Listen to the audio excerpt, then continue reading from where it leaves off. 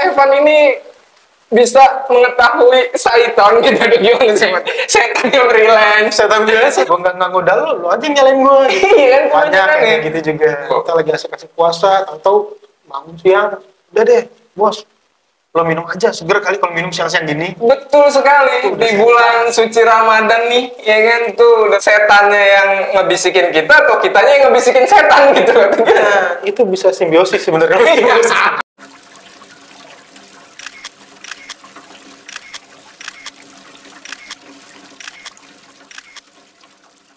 Oke bro bos, balik lagi di channel Civider di segmen terbaru, terkece, terkeren, terkonkret, termagagal gitu kan ya, dimana lagi si Bang pastinya nungguin ya kan tuh. Jadi kemarin-kemarin kan lu udah tahu tuh ya kita bahas apa dan dijawab dengan apa gitu. Dan sekarang gimana kabarnya kawan-kawan semua? Sehat selalu? Iya dong ya kan tuh. Yang sehat-sehat semakin kuat ya kan menghadapi kehidupan ini gitu. Yang sakit cepat sembuh lah ya. Jangan lama-lama gitu. Karena dunia ini sebentar lagi gitu ya. Tapi nggak tahu kapan sebentarnya. Jadi gini bro bos. Gua mau spill dulu nih ya. Kemarin-kemarin tuh udah bahas A, I, U, E, O gitu loh ya. Kita baca-bacain melalui media tarot gitu ya. Dan sekarang nih, yang mau kita bahas tentang kenapa sih kalau perbuatan salah itu yang disalahin setan mulu gitu loh ya kan tuh. Anda penasaran? Udah langsung aja lah, kita langsungin nih. Langsung aja. Tanpa berlama-lama lagi, udah pasti kenal dong, gue lagi sama Evan. Halo, balik lagi sama gue Evan, praktisi supernatural dan tarot reader. Tarot reader. Kemarin-kemarin kan kita udah bahas nih tentang tarot nih ya kan. Banyak banget lah kayak yang tadi lo bacain gitu kan. Kita nanya nih. Nanti netizen juga pada mau nanya gitu. Nanti kita jawab lagi. Tapi sekarang kayaknya kita pengen ngebahas tentang Syaiton. Oke, siap. Kan kakak Evan ini bisa mengetahui Syaiton gitu. Aduh gimana sih mengetahui Syaiton? Enggak, setan itu ada apa nggak sih sebenarnya? Ada lah pasti bang. Soalnya kan di kitab kita juga nyebutin ya, kalau ada setan itu ada. Itu kan jin. Ya, sebenarnya setan itu ya bangsa jin. Oh. Cuma kita banyak sebutan, ada setan, ada demit, macam. Nah, dari bangsa jin itu sendiri kan ada lagi tuh klasternya. Turunannya gitu ya? Nama-namanya, panggilannya. Nah, itu semua berdasarkan sebenarnya budaya yang ada dari manusia-manusia yang ada di sekitaran itu. Setan itu emang bisa apa namanya? Cuma bisa membujuk atau benar-benar nyuruh sih gitu? Nah, kalau sesuai perjanjian awalnya ya dari iblis, kan si dedengkotnya setan itu anggap aja iblis. Namanya. Iblis gitu. Iblis ya. Siapa yang temenan sama iblis gitu? Aduh, temenan. Gimana? Jadi kalau bisa dibilang tuh si rajanya setan ya iblis, iblis punya bawahannya lagi. Nah, kalau sesuai perjanjian dulu memang iblis kan diizinkan oleh Allah untuk menggoda turunan Adam. Nah, jadi ada dua macam nih sebenarnya. Ada setan yang memang beneran nggak kelihatan, tapi dia malah sebenarnya ada di pikiran kita, di hati kita gitu. Itu sebenarnya yang lebih berbahaya sih daripada setan yang dia cuma sekedar nampak wujud gitu. Kita cuma takut, tapi udah selesai takut, udahlah. Gitu. Tapi kalau yang sifatnya menghasut, itu yang berbahaya. Nah, menghasut itu apakah setan itu benar-benar bisa ngebisikin kita atau langsung nyuruh kita gitu loh? Cuma di taraf membisikkan, menggoda ya. Tapi kan ada tuh katanya kesurupan setan, dia langsung melakukan sesuatu yang di luar nalar itu. Ya, beda lagi itu. Nggak semua orang bisa kesurupan sih ya. Tergantung tempatnya, tergantung kondisi psikologis si orangnya. Jadi kalau misalnya ke tempat yang bisa dibilang angker nih, nah itu sebenarnya kita udah kena stigma. Udah kena stigma kalau wah tempat ini angker. Udah mulai tuh muncul rasa takut. Nah, dari rasa takut itu yang digoda sama setan. Itu kayak kita membuka gerbang untuk si setan bisa masuk ke diri kita. Gitu. Akhirnya kayak kita pikiran kosong, berawal dari rasa takut, masuklah si setan itu mengambil kesadaran kita. Oh, berarti itu yang membuat setan itu ada. Iya. Padahal setan nggak bisa kita lihat ya, cuma tiba-tiba masuk gitu atau gimana ya? Iya, kan dia itu memang nggak bisa kita lihat ya hakikatnya. Memang dia hakikat itu makhluk gaib. Dia memang yang nggak bisa dilihat secara kasat mata. Betul. Kecuali memang ada beberapa orang yang bisa melihat. Iya. Jadi dia menggodanya seperti apa ya? Membujuk kita kayak misalnya kita lagi, contoh nih yang bakal happening, kita kan mau puasa nih. Iya, betul. Kita lagi asik-asik puasa, tahu-tahu bangun siang, udah deh, bos, belum minum aja, seger kali kalau minum siang-siang gini. Betul sekali, di bulan suci Ramadan nih, ya kan tuh udah pasti dong kawan-kawan nih harus kuat gitu loh ya. Cuma itu setannya yang ngebisikin kita atau kitanya yang ngebisikin setan gitu loh. Nah, itu bisa simbiosis sebenarnya.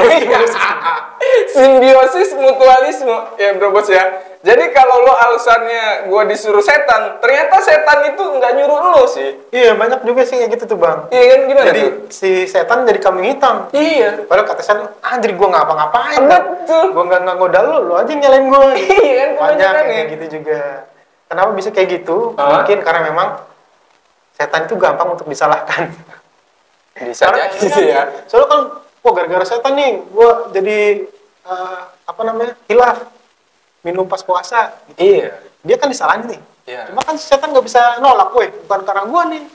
Oh, berarti mencari kambing hitam. Alibi ternyata ya. Iya, alibi. Oh, kata-kata dibujuk setan, dirayu setan itu ternyata alibi manusia. Tuh, banyak kan seperti itu sih.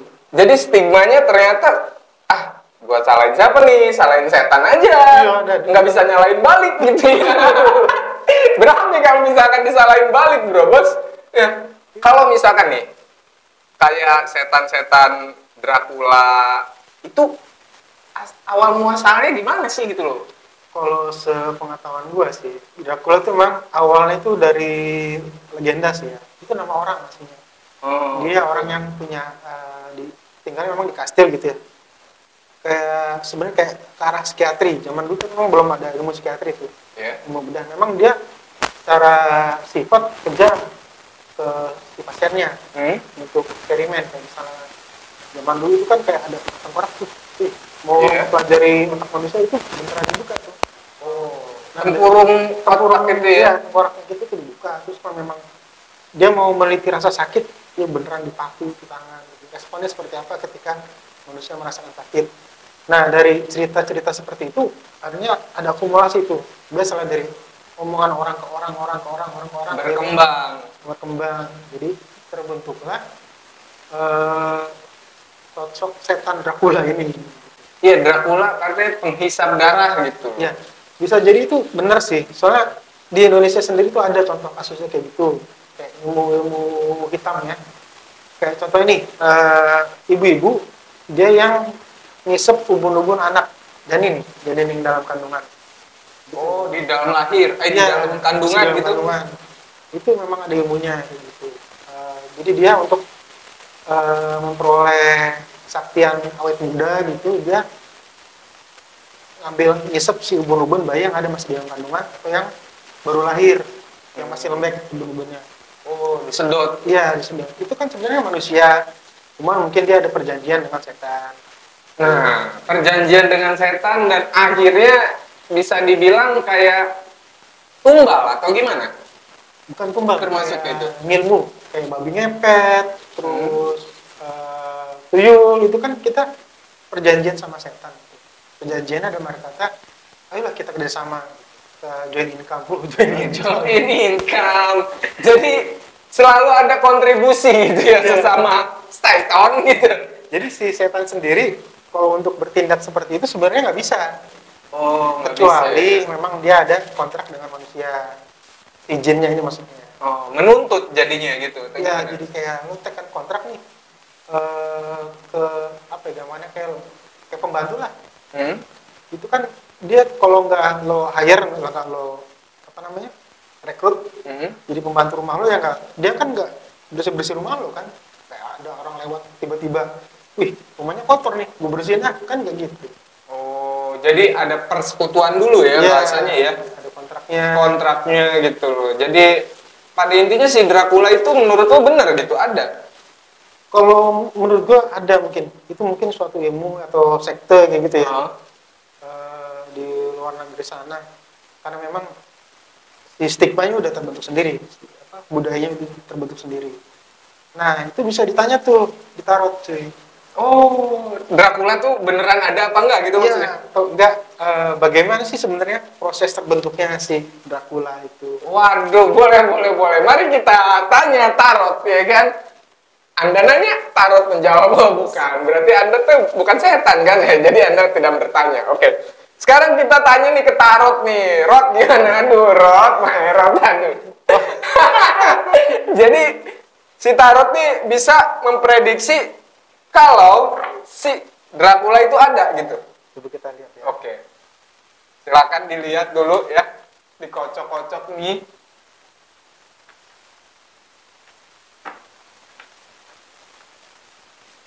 Jadi pertanyaannya mungkin bagaimana sih sebenarnya asal muasalnya si Dracula itu? Betul.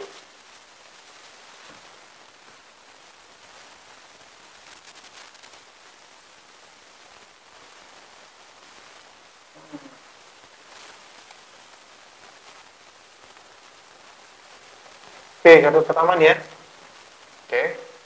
Queen of Swords. Kartu pertama. Kartu kedua, Six of Pentacles. Tapi terbalik ya. Terbalik. Iya. Kartu ketiga, Seven of Swords. Oke, kalau bisa dilihat di kartu ya, sebenarnya memang yang tadi gue bilang sebelumnya ya, Ya. itu semua berangkat dari cerita orang ke orang, dimana dari misalnya lo cerita ke gue, gue cerita ke orang ketiga, tapi tetap ada bumbu yang ditambahin ceritanya itu. Jadi ada kayak proses snowball effect sih kalau bisa dibilang. Makin kesana itu makin menjadi-jadi ceritanya. Tergulung-gulung gitu ya. Tergulung-gulung. Jadi besar gitu ceritanya ya. Oke. Dan ada memang pihak kayak misalnya ngerasa si A nih, gua nih, ngerasa wah, gua kemarin dapat cerita dari si B kalau Dracula tuh kayak gini. Tapi kayaknya kalau gua tambahin hal yang bisa, dia ternyata bisa terbang, kayaknya lebih keren tuh. Gitu, tambahin terus. Jadi Iya, itu. dari berangkat dari aslinya itu nggak seperti itu. Gitu. Tapi tetap ada yang tambahin sampai akhirnya itu meluas lah cerita itu. Nah, si Jin yang melihat aktivitas seperti itu otomatis itu diakui sama dia. Jadiin hak paten, wah si manusia lagi ngomongin Dracula nih, ya udah gue jadi sosok apa yang dia bayangkan. Oh, aslinya memang kalau wujud jin itu sendiri kan yang cuma tahu Nabi Sulaiman ya. Ya. Kita sebagai manusia itu nggak bisa tahu aslinya bentuknya seperti apa. Cuma apa yang ditampilkan oleh jin itu ya wujud yang kita pikirkan. Yang ada di alam bawah sadar, yang ada di alam sadar kita tentang sosok yang menakutkan itu seperti apa. Itu yang nantinya diimplementasikan atau diwujudkan oleh bangsa jin itu. Oke, jadi sebenarnya jin setan itu tergantung apa yang kita pikirkan ya. Tuh, makanya Misalkan kayak sundel bolong gitu. itu kan Belakangnya apa? bolong, depannya bolong gitu. Iya. Yang bolong-bolong tinggal dicelupin. Itu ketusuk apa sebenarnya? Iya bingung sih. Sebenarnya itu ketusuk apa, Bro Bos? Sundel bolong itu belakangnya ditusuk apa gitu. Itu pertanyaannya kan. Masih ambigu gitu. Siapa yang tahu? Komen. Kalau film zaman dulu tusuk Bang Bokir. Oh, iya. Artinya susah gitu ya. Berarti jadi kalau misalkan setan itu aslinya dia bisa berubah-ubah ya, tergantung mindset kita gitu ya, tergantung pikiran alam bawah sadar kita bisa memvisualkan seperti apa gitu ya. Betul. Makanya saran dari gua kalau misalnya lo ke tempat-tempat yang angker tuh, peran dari cerita-cerita orang, lo pikirin aja cewek cakep, cewek seksi gitu. Maria Ozawa gitu. Seolah-olah pura-pura takut lah sama Maria Ozawa gitu. Iya. Takut sama Maria. Bisa jadi Bro Bos ya Kan kan. muncul, ya itu wujudnya. Oh gitu. Asik tuh kayak gitu ya. Oh, pantesan ya. Jadi Ada sama-sama ada yang tegang juga pastinya. Iya. Berarti jadi ketika kita lagi merasa scary gitu, takut banget gitu ya di suatu tempat, kita harus berpikirnya positif dengan hal-hal yang bagus gitu Iya, ya. tapi Jadi pura-pura takut aja. tapi pura-pura Iya, takut. biar si Jin lihat, ini si orang takut sama Mario Zawa, ya udah gue jadi Mario Zawa. Oh, bisa bisa. gitu, bisa. Temennya Jin. Oke, berarti tergantung apa yang kita pikirkan ya. Tuh. Kayak misalnya, lo udah jalan ke lokasi A nih, kampung sebelah. Di kampung sebelah ada cerita, bang, di rumah sebelah sana tuh ada pocongnya biasa yang muncul. Nah, udah terbangun stigma di otak lo kalau di tempat itu ada pocong. Dan lo takut. Jadi dari mulut ke mulut dan akhirnya terbentuklah setan dengan berkarakter yang berbeda-beda. Iya. Gitu ya. Sekarang gimana kan bagusnya kalau kita balik tuh. Wih bang, di situ ada setan mirip sama Mario Zawa. Iya benar. Apa kayak gitu? Oke bro bos, kita harus rubah stigma-stigma kita terhadap setan, ya kan? Coba lo pikirkan ketika lo merasa takut, si setan itu menjadi orang yang benar-benar apa yang lo idam-idamkan gitu, ya kan? Itu bagus. Belum ada kan? Belum. Coba kalian berpikirnya seperti itu, gitu, bro bos. Siapa tahu gitu loh. Lo bisa merubah bentuk si setan itu. Tapi ada nggak sih setan suka sama manusia gitu? Ada dalam beberapa kasus memang ada jin yang bisa suka sama manusia. Itu mungkin karena memang bawaan si manusianya ya. Sebenarnya setiap manusia itu punya bau masing-masing gitu. Ada beberapa manusia yang memang baunya itu bau ya, maksudnya dalam Aroma tubuh atau ya, gimana? aroma tubuh. Aroma tubuhnya Bukan disukai parfum. sama Bukan parfum ya. bukan ya? Kayak memang aroma tubuh yang dia keluarnya itu dari energi. Gitu. Ada yang dua hal sih, ada yang positif, ada yang negatif. Kalau yang positif, pasti yang ikut juga jin-jin yang memang dia energinya tuh positif, Bang. Dia cuma ngikuti, cuma memang karena dia suka nih sama sosok, wah ini orang yang alim, orang yang memang dia mempunyai emosi yang cenderung positif. Itu ada yang ngikutin pasti. Apa diikutin kodam gitu maksudnya? Ya, sejenis itulah bisa dibilang kodam. Kodam lah ya, kalau yang baik nih Iya, gitu. baik. Biar bisa membedakan mana setan, mana kodam gitu Iya, ya. betul. Kalau kodam ya, maksudnya memang dia sukanya lebih ke arah amal perbuatan baik si manusia itu ya. Nah, yang kedua tuh yang negatif. Itu cenderung sebenarnya kalau kita nyium ya, manusia yang nyium, baunya kayak busuk gitu sih sebenarnya, kayak bau bangkai. Nah itu yang ngikutin juga jin-jin yang memang sifatnya negatif biasanya. Gue boleh kasih contoh nggak? Boleh, silakan. Siapa contohnya? Ya. Yang penting jangan gua gitu ya. Bukan. Insya Allah, Man. Kayak misalnya nih kasus dia penjahat yang memang udah banyak membunuh orang, Ya. terus emosi negatif, sering marah-marah, keluar, sering mabuk-mabukan, terus ya koruptor lah bisa dibilang. Oke. Itu beneran setan kan? Iya. Itu juga yang ikut yang negatif. Dan bisikannya itu sudah sangat terasa nyata gitu. Bisa diselimurkan sama sebenarnya itu kayak pikiran dia sendiri padahal bukan. Kayak misalnya orang udah biasa korupsi nih. Iya. Susah untuk berhenti. Kesannya dia dibisikin setan gitu, padahal dia sendiri yang ngebisikin gitu atau Memang gimana? sudah dibisikin setan, tapi itu juga sudah mendarah daging. Bisikannya memang ya si setan sudah melekat ke dalam hati, ke dalam batin. Nah itu yang agak susah. Berarti itu udah disukain sama setan maksudnya? Iya betul, orang-orang yang seperti itu. Tapi ya balik ke yang pertama, banyak juga orang yang alim itu disukai sama jin, bukan setan ini ya, jin. Jin yang jin memang Ifrit atau gimana? Ifrit mah, gue belum pernah ketemu itu. Temennya teman gua tuh jin Ifrit. Temennya temen gua gitu maksudnya gimana ya? Oke, jin apa nih? Jin baik lah ya, Ya, jin kodam yang gitu kodam contohnya. seperti itu.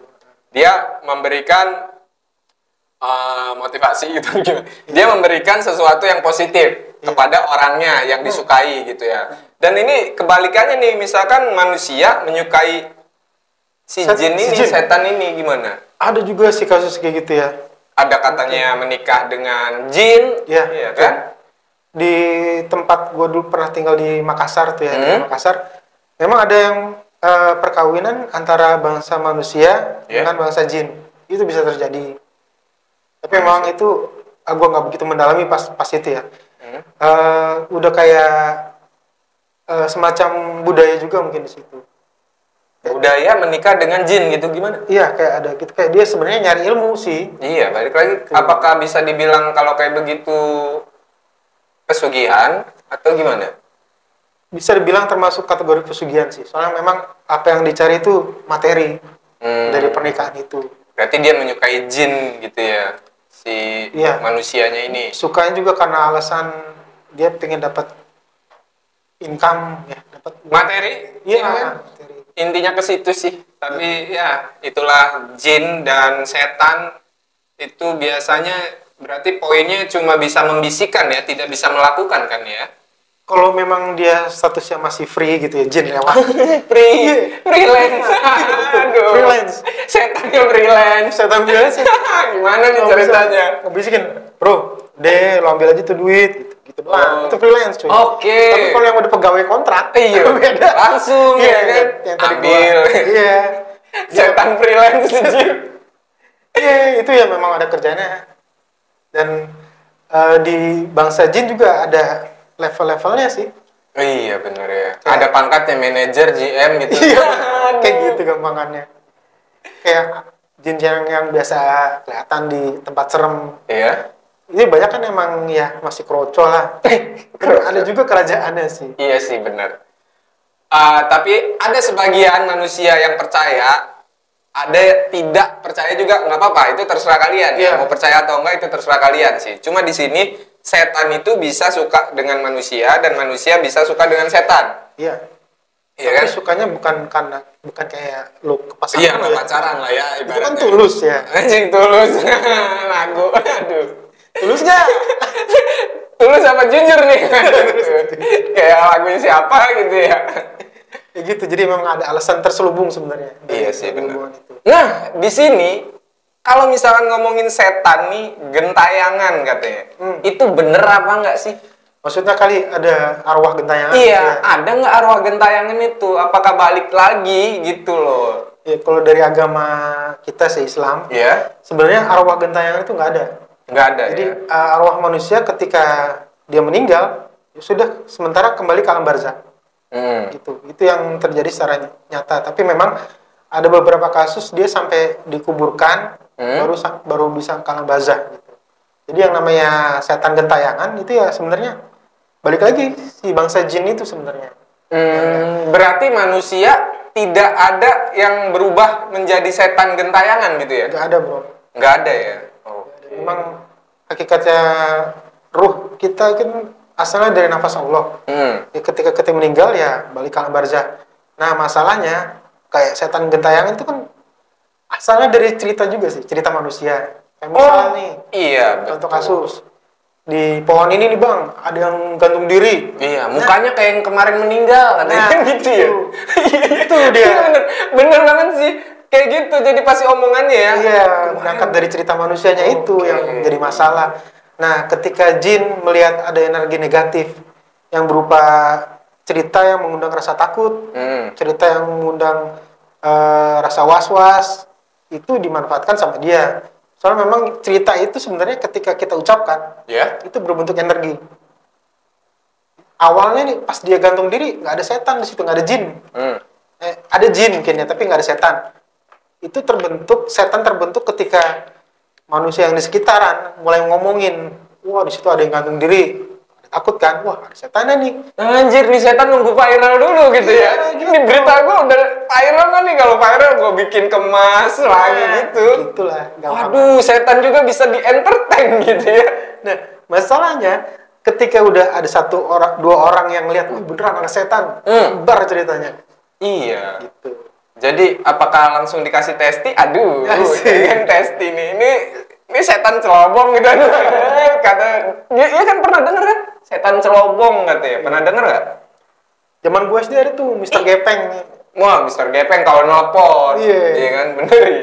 Oke, gimana kawan-kawan? Spider, pernah nggak ngedenger cerita-cerita setan gitu loh? Setan apa aja sih yang pernah lo denger di zaman lo? Kalau kita zaman setan gepeng ya. Iya, Mr. Gepeng masih kita SD itu Tua kayaknya. banget sih. Enggak lah, masih muda. Mudah dong. Masih tuan setannya kok. Tapi setan gepeng tuh aslinya mah kalau kata gue narasi juga ya. Iya, cerita-cerita Cerita orang. horor zaman dulu kali ya. Nah, masalahnya gini nih Bang. Soalnya kasusnya kenapa setan itu berangkat dari cerita manusia. Ya. Contoh gampangnya gini deh. Lu di Itali, di Jerman, di Belanda, atau di Inggris, lu nggak bakal ketemu sama kuntilanak. Iya bener. Iya. Adanya kuntil apa nih? Iya, ada mungkin kayak Dracula atau Iya. Ghoul atau apa. Mungkin ada sosok kuntilanak, sosok ada, cuma namanya beda. Yang kayak wujudnya wanita tapi dia pakai gaun gitu. Oh beda versi ya, Beda dengan versi. apa yang dia lihat di Iya. otak dia ya, Betul. terekam ya. Jadi Soalnya kayak pengalaman gue nih, pas ke Malaysia, memang ada namanya kuntilanak, ada sosok kuntilanak, cuma namanya beda di sana, Pontianak. Pontianak. Ya. Apa itu Pontianak? Sama Kalau nggak sih. salah Nama kota juga. nama kota ya. Oh, Iya. namanya Pontianak. Ada Pontianak, ada Mama Ponti bilangnya. Tapi bedanya di sana tuh kayak lebih ngegendong bayi gitu sih, Oh. si kuntilanaknya. Tapi memang ya 11-12 lah nyerempet kayak kuntilanak. Tapi hampir sama ya. Ini nih kalau di kampung gua namanya kuntilanak nih, di sini namanya apa? Dia ngomong gua nggak ngerti bahasa apa. Oh, berarti tergantung setiap negara berbeda-beda bahasa dia penyebutannya karena emang bayangan dia juga berbeda-beda. gitu Iya, ya, ceritanya juga beda-beda. beda-beda. Jadi kalau misalkan intinya setan itu tergantung apa yang ada di pikiran kalian, Nah, betul. gitu ya. Dan di sini yang sudah dilihat nih Dracula juga dan setan-setan lainnya itu hanya cerita-cerita yang Nah, kelihatan. diolah ya. Cerita yang memang dimanfaatkan oleh segelintir pihak atau ya bisa dibilang jin lah, yang cuma ngambil apa namanya, intisari dari cerita kita, itu yang dimanfaatkan dia untuk menampilkan wujud yang seram menurut kita. Oke. Dengan ikon gambar tarot seperti pedang. Seven of Swords, jadi orang yang ngambil pedang yang tersisa ini itu di kartu ini sebenarnya nyeritain orang yang ngambil pedang yang sudah tergeletak bekas perang. Oke. I know. Tidak membuat pedang dari awal. Gitu. Iya. Ambil aja. Jadi ambil sarinya aja gitu, Iya. Bos. Ambil enaknya aja gitu. Perjuangannya mah dilepehin gitu ya, gitu maksudnya ya. Iya. Oke. Betul sekali ya, Bro Bos ya. Jadi kalian udah pada ngeh dong, apa sih Bang setan itu, Bang? Setan itu intinya gimana Bapak ya, Bang? Intinya setan itu terbentuk dari cerita-cerita yang kita sampaikan ke manusia lain, di mana cerita itu didasari oleh rasa takut sama rasa kewas-wasan kita lah. Aslinya memang kalau jin itu bentuknya ya dia bisa berubah-ubah wujud sih, sesuai kebutuhan. Sesuai kebutuhan. Anjir. Sesuai kebutuhan. Lu butuh apa, Bro Bos? Gua penuhin nih. Lo kalau takut sama panci, ntar yang muncul setannya bentuk panci bisa jadi. Iya bener. Setan panci katanya kan. Setan panci. Iya, kan? Iya, Nenek gayung tuh. Iya. Gitu Pokoknya setan itu memiliki banyak karakter gitu loh. Makanya karakternya itu sebenarnya diri lo sendiri yang membuat. Iya, betul. Ya. Gimana Bro Bos buat kalian semua yang pengen dibacain via tarot lagi nih, ya, lu tinggal komen aja atau lu DM Instagramnya talk_to_fa. Instagramnya udah pasti ada di deskripsi ya. Jadi kita mau bahas apa lagi nih? Kita nungguin kawan-kawan yang komen aja kali ya. Boleh, kita tungguin. Oke Bro Bos, cukup dulu video kali ini. Nanti kita lanjut di video berikutnya, pastinya di segmen terbaru, yaitu membaca dan menanyakan kalian mau nanya apa, dijawab dengan tarot. Oke, salam, selalu stand by.